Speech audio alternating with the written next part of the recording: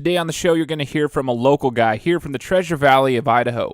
He was a sports fanatic. He wanted to make it somewhere in sports media. So you're going to learn about his school experience, his work experience, the grind, the hustle, the dedication. This is the Game Time Guru. So, what time is it? Game time! Woo!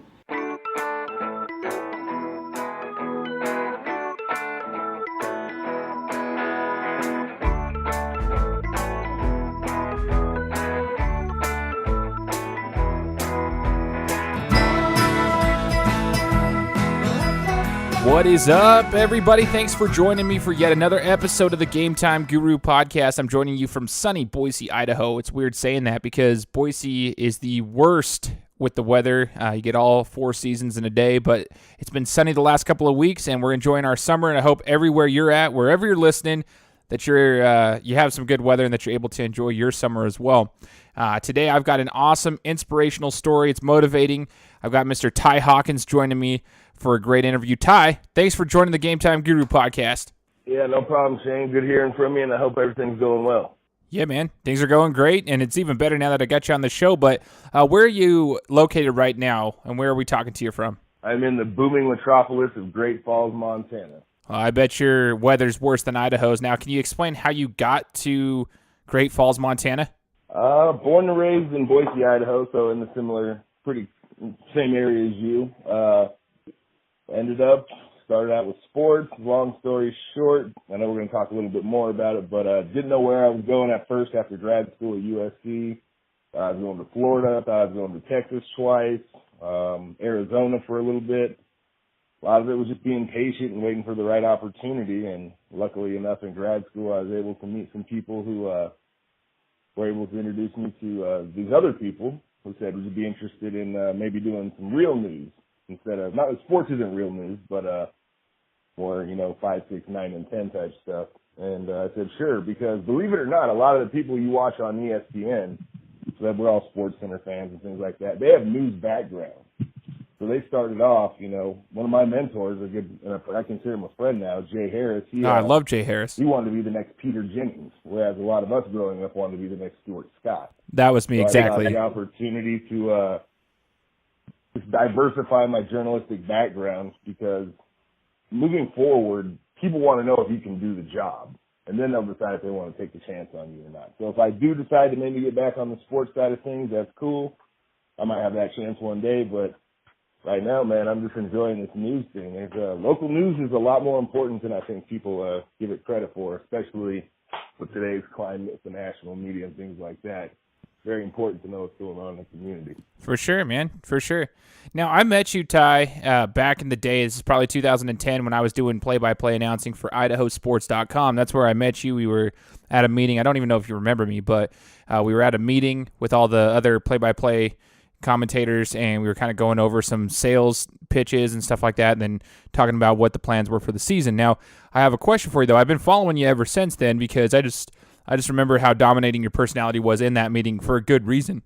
So it intrigued me. So I kind of kept tabs on you to see how you were doing in your career, to see if there's anything I could implement into mine. And I just want to know, though, is Idaho Sports doing like play-by-play? Was that your first gig in the sports media industry, or did you have something beforehand? Glenn Jones, who you probably worked with a little bit at idahosports.com, he's actually one of my 9th grade football coaches. And I'd come back to Boise and didn't really know what I wanted to do. I had written a little bit in high school and stuff like that, and I enjoyed writing.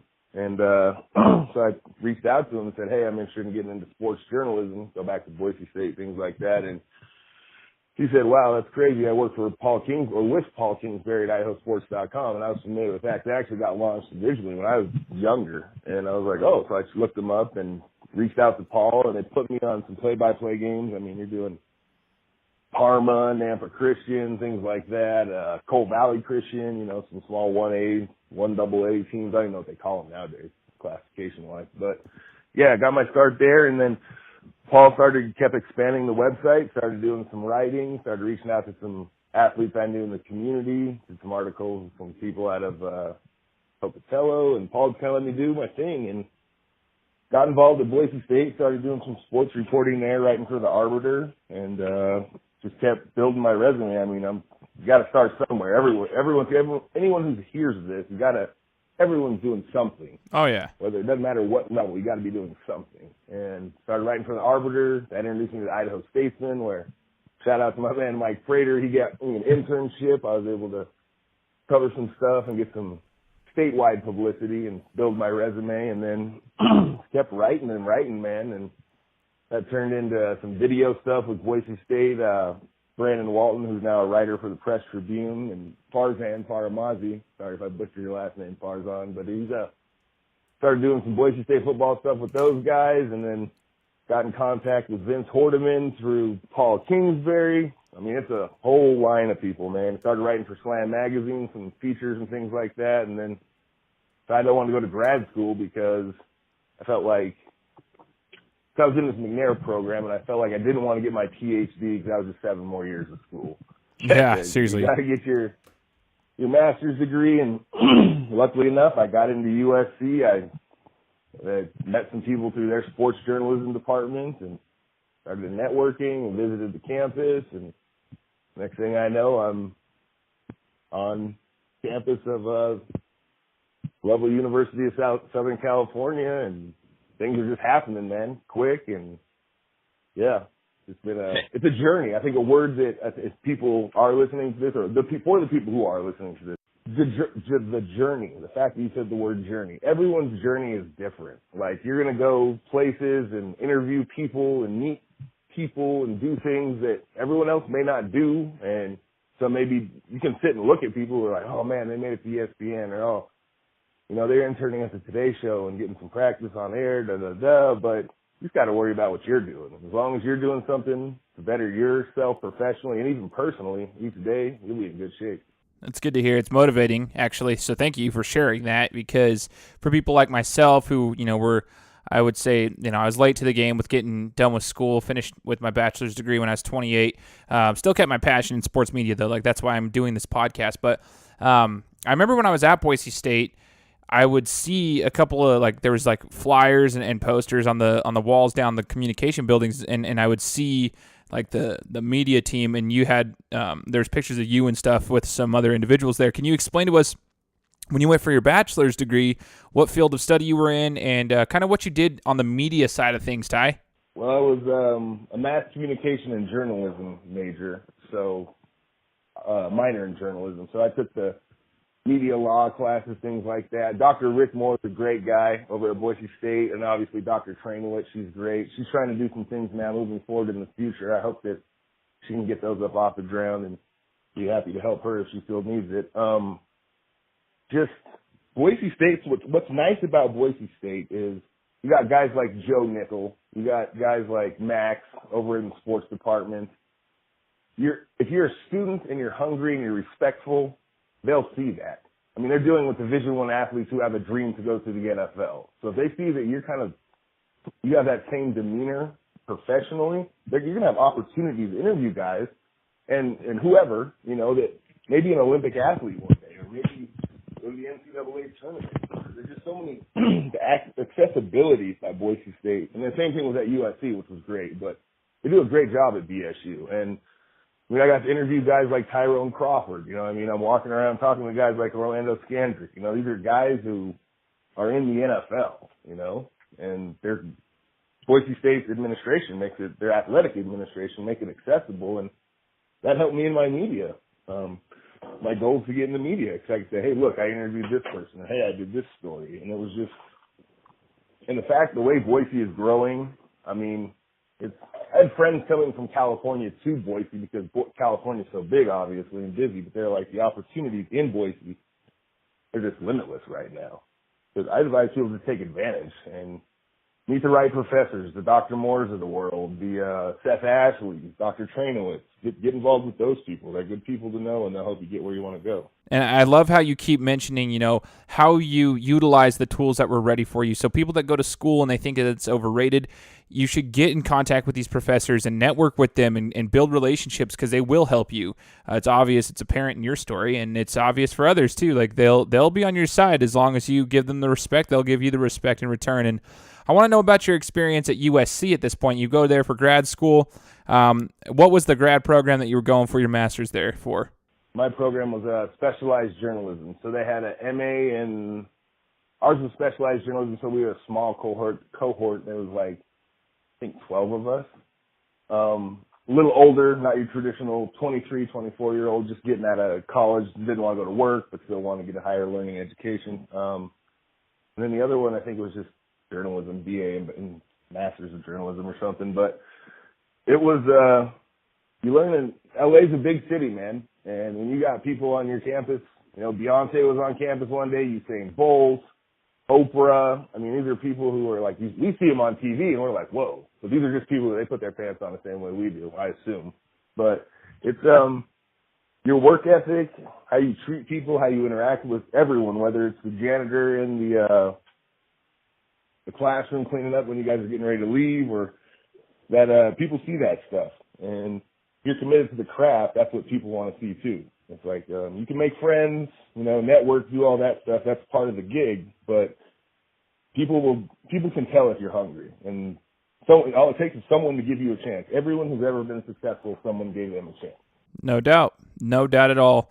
Now, Ty, I want you to tell us about your best experience that you had during your, journalism program at USC, because I was able to follow you on social media. I saw some cool things that you were able to do, but I want to know what your best experience was, your most memorable experience during your time at USC. Oh, you might think this is funny. I thought it was. So they had open practice at USC, like just for students. So we were starting our summer program, and they had some summer two-a-days going on. So we're all there new, getting introduced to everyone from around the country, even around the world. And so I'm wearing a Boise State Broncos shirt, no problem. And we get done with class, and we're wrapping things up, and I'm like, oh, they got open practice because you can see it from the parking garage. And I was like, I'm going to walk over and check it out. So I walk over there. Steve Sarkisian's the coach at the time, and he's like, take that shirt off. And I'm like looking around, like, oh, man, he's pissed about something. And then he's like, you in the blue, take that shirt off. And I start looking around more, and then some media person comes up, like an assistant or whatever to an athletic director type of deal, and they're like, hey, you got to go turn your shirt inside out or take it off. And I had no idea that people at USC, you don't wear blue. And that's not just because it was Boise State, but it's because it was UCLA as well. So then Zach Banner runs by, and this dude, I'm a pretty decent-sized human being. This guy's one of the biggest people I've ever seen in real life, and he was drafted by, I think, the Colts, and they might be with the Browns now. But he's 6'9", 300 plus. He runs by and he's like, stop wearing blue if you're going to be here. And I'm like, whoa, bro, okay. So I fire off a tweet to him. I go, I'll stop wearing blue if you come do an interview on my show. And he goes, no problem, when and where. The next thing I know, I got this guy who's a potential NFL draft pick, all Pac-10 team, Rose Bowl winning out offensive tackle. He comes onto our show at USC and does the show. And we talk about that in the interview, and we have a joke about it. So it's just kind of one of those things, like you never know who would have thought me wearing a Boise State shirt would lead to an opportunity for me to help build my resume. I guarantee if I see Zach Banner, he'll remember me simply for the fact, even if he doesn't remember my face or my looks or anything, I say, hey, one time, da-da-da-da-da, and he's going to be like, whoa. So it's, he'll remember it, but it's just one of those things. I thought that was pretty cool. Yeah. That was a good memory. And then, like you said, I did intern at the Rose Bowl game. That was non-biased aside. It's I think it's the most well put together elite college bowl game in the system.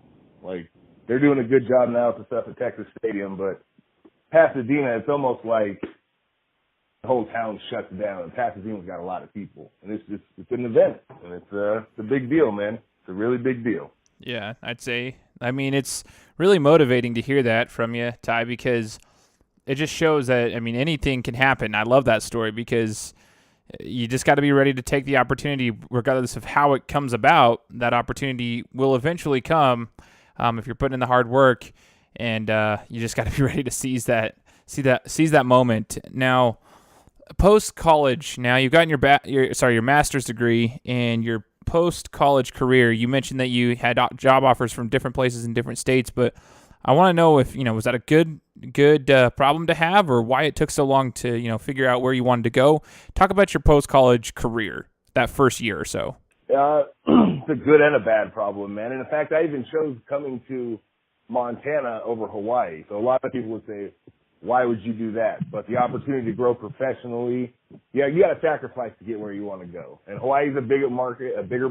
It's Hawaii, obviously, but I had to look at the bigger picture of things. And so far it's worked out. But I had to be patient, man. Honestly, I was living like a lot of my friends for my grad program. You gotta be patient, man. I was working as a security guard at like the Chateau Marmont and the Standard and these luxury hotels for a year, waiting just for them to decide. Because there's a lot of people trying to apply for the jobs you want.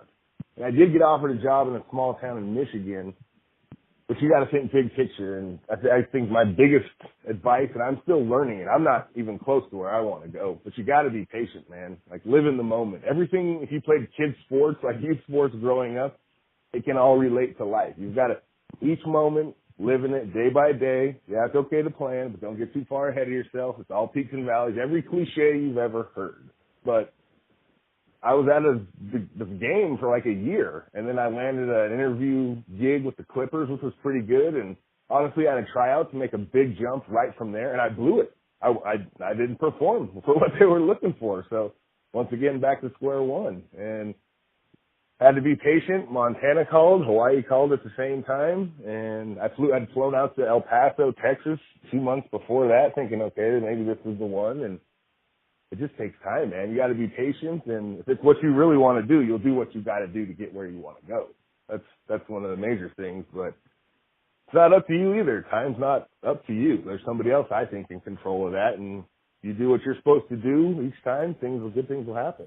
And when you were waiting for that, though, Ty, for that time to find, you were being patient, you were finding that job, how did you keep, polished up on your skills that you learned through school from your bachelor's and your master's programs? How did you polish up on those skills? You got to be, like I said, everyone's always doing something. Like you're doing this podcast right now. You had to take a step away from your career to focus on where you want to get, right? So if there was an opportunity I saw online, like, 'cause there's a lot of freelance opportunities in Los Angeles. You can go audition for them and things like that. I knew people over at Slam Magazine still, so I could pitch them some articles. There was little side jobs that I could keep doing to add to my resume. So I drove down to San Diego to do play-by-play water polo. We're from Boise, Idaho. What do I know about water polo? I told them everything. So within 24 hours, I had to figure out how water polo works. And that's just how it works. And each time there was something, I got to interview Shaquille O'Neal's kid. That was interesting because he doesn't just let everyone interview him. So we had to go through a bunch of hoops to interview Sharif and things like that. And it's just staying on your grind, man. You just got to stay on your grind. That's what it was about. You got to be patient, but at the same time, you got to be aggressive and just know when each time is the right time to strike. So I knew Montana, this was the one. So I had turned the job down already. And I was complaining to people who had been helping me. And they're like, well, you had a job and you turned it down. And I said, very good point. But I waited. I think this is the place where I'm supposed to be right now. I'm here, I think, for another almost 2 years, and then we'll see what happens. But all I can do is get up and get ready to be the best I can be every day at work and otherwise. And what's your ultimate goal in the end? Oh, man, ultimate goal. I love Boise, Idaho, and there's some changes being made behind the scenes in some places I'm familiar with. So wouldn't mind coming back home, but also love California. Got family there, went to school there. So, man, I like Montana. It's nice, but I think I'm done with the cold after this. So I'm going to go where it's a little warmer. And then the ultimate goal would hopefully be in Los Angeles on some capacity, whether it's sports, whether it's news, by the time the next summer games come. Solid, man. And thanks, Ty. I appreciate you joining me for this interview and sharing your experience with all of us. Well, thank you, Shane. I appreciate it, man. Keep doing your thing and stay on your grind, bro. You know I will, man. I appreciate you. I appreciate all the listeners out there. I hope you enjoyed this discussion with Ty. It's a guy I've been following for the last, several years now, and he's done it, and it shows us that we can all do it. So if you're a sports fanatic like myself, you're tuning into my show because you enjoy talking and listening about sports, make sure you use these words of motivation and these words of encouragement so that you can get to where you want to get. You guys know the drill. We'll talk to you next week. Guys, thanks so much for listening to another episode of my show. Now, if you could go and do me a favor, head over to iTunes, give me 5 stars, and leave me a review, it would be greatly appreciated. Thanks, guys. Appreciate your support.